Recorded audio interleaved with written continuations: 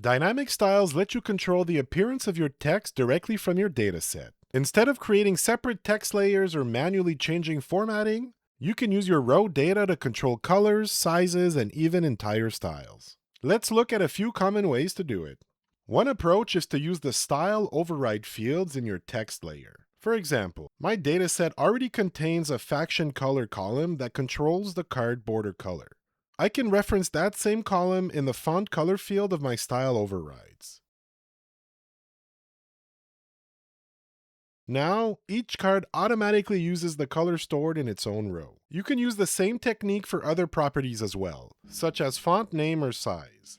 Next up, dynamic default styles. Instead of storing a color or size, you can store the name of a style in your dataset. In this example, my dataset contains a column name style.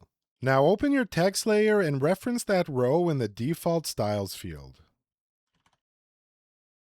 And you'll notice that Component.Studio applies the style listed in that row automatically. You can also combine dynamic styles with static styles by separating them with commas. For example, you might want to apply an italic style combined with your row style, like so. You can also make style tags dynamic. Sometimes you might only want part of the text to be dynamic.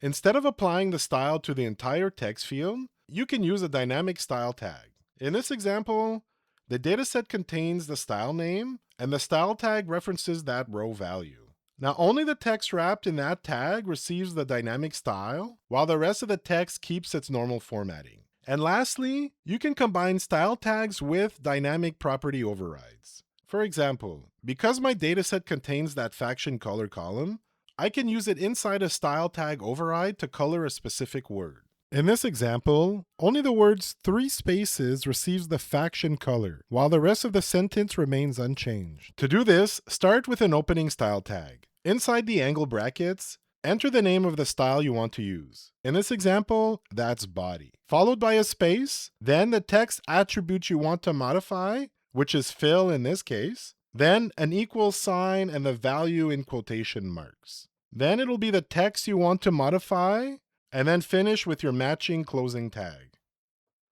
Dynamic styles give you powerful control over how your text is formatted while keeping your designs flexible and easy to maintain. And that's how you use dynamic styles in Component Studio. This has been Mike with Component Studio. Until next time.